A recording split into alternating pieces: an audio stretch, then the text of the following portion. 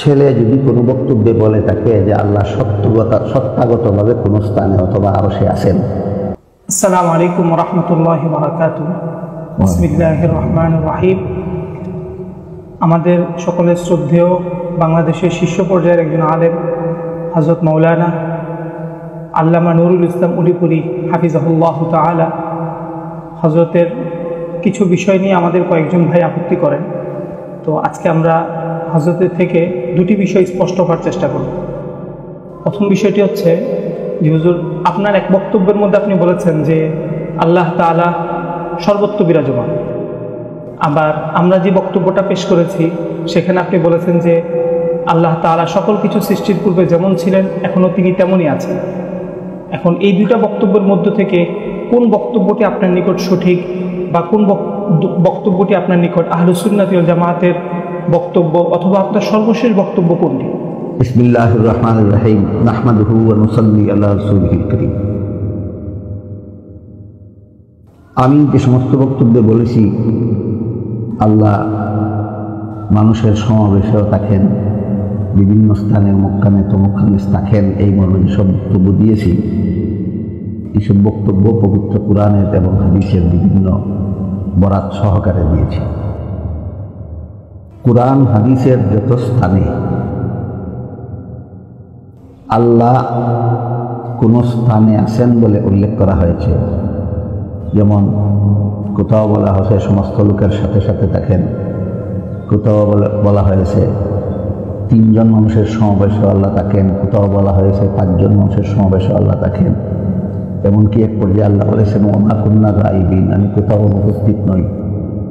তেমনিভাবে হাদিস শরীফে আল্লাহ রাসূল বলেছেন ইন্নাকুম লা তাদউনা আসাম্মা ওয়ালা গায়বা, তোমরা যার কাছে দোয়া করো তিনি বধির নন, তিনি অনুপস্থিত নন। এই যে এই সমস্ত নুসুস কোরআন হাদিসের এই সমস্ত বাক্যে যে আল্লাহ অমুকখানে তমুকখানে আছেন বলা হয়েছে, এর মর্ম হলো আল্লাহ গুণগতভাবে সর্বত্র আছেন। জগতে এমন কোনো স্থান নাই যেখানে আল্লাহ গুণগতভাবে নাই। সুতরাং আমার বক্তব্যে এবং কোরআন হাদিসে যেখানে যেখানেই আল্লাহর সাথে কোনো স্থানের উল্লেখ করা হয়েছে সেখানে উদ্দেশ্য হলো আহলে সুন্নাত ওয়াল জামাতের স্থিরকৃত সিদ্ধান্ত মতে সে সমস্ত ক্ষেত্রে উদ্দেশ্য হলো আল্লাহ গুণগতভাবে সর্বত্র বিরাজমান। আর আমি আমার যে বক্তব্যে বলেছি যে আল্লাহ কোনো স্থানে অবস্থান করেন না, এই ব্যাপারেও আহলে সুন্নাত ওয়াল জামাতের পরিষ্কার সিদ্ধান্ত আছে।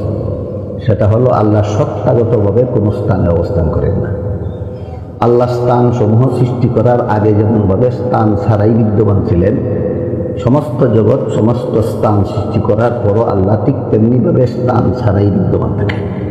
সুতরাং এখানে দুটি কথা পরিষ্কার, এখানে সিদ্ধান্তহীনতার কিছু নাই। একটা হলো আল্লাহ গুণগতভাবে সর্বত্র বিরাজমান, আর একটা হলো আল্লাহ সত্তাগতভাবে কোনো স্থানে অবস্থান করেন না। একটারে আরেকটার সাথে একাকার করে দিলে বিভ্রান্তির সৃষ্টি হবে। জাযাকাল্লাহু খাইরান। দ্বিতীয় বিষয়টি হচ্ছে যে হুজুর, আপনার সন্তান মাওলানা কামরুল ইসলাম উলিপুরি ভাই, তার একটা বক্তব্য হচ্ছে যে আল্লাহ তাআলা আরশের উপর আছেন, সত্তাগতভাবে তিনি আরশের উপর আছেন। তো এই বিষয়ের মধ্যে অনেকে অস্পষ্টতার মধ্যে থাকে যে আপনার আকীদা এটা কিনা, অথবা আপনি তার সম্পর্কে কি বলতে চাচ্ছেন, বা তার আকীদাটাকে আপনি সমর্থন করেন কিনা, এই বিষয়ে যদি হুজুর একটু বলতেন। আহমাদুহু ওয়া নুসাল্লি আলা রাসূলিহিল কারীম। আমার ছেলে যদি কোনো বক্তব্যে বলে থাকে যে আল্লাহ সত্তাগতভাবে কোনো স্থানে অথবা আরশে আছেন।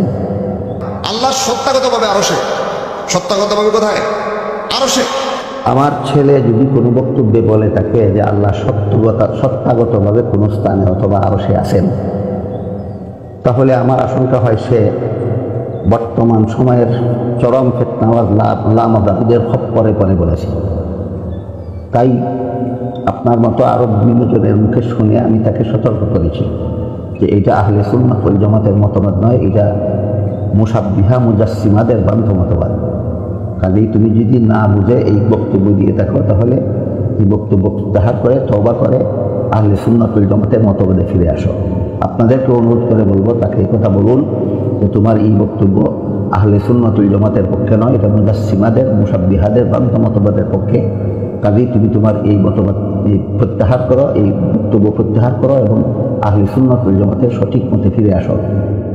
অগত্যা আল্লাহ না করুন, আমিও সতর্ক করি, আপনারাও সতর্ক করার পরে যদি এই ভ্রান্ত মতবাদ থেকে ফিরে না আসে, তাহলে আপনারা যারা আমার এবং হক্কানি উলামায়ে কেরামের এই দিক নির্দেশনা অনুপাতে যারা হক পথে চলেন, হক আকীদা পোষণ করেন, হক পথে চলতে চান, আমি আপনাদেরকে বলবো যে কামরুল ইসলাম যদি তার ভ্রান্ত মতবাদ থেকে ফিরে না আসে, তাহলে আপনারা তার অনুসরণ করবেন না, সে পথভ্রষ্ট।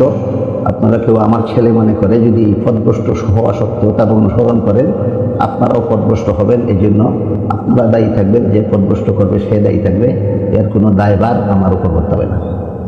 জাযাকুমুল্লাহ।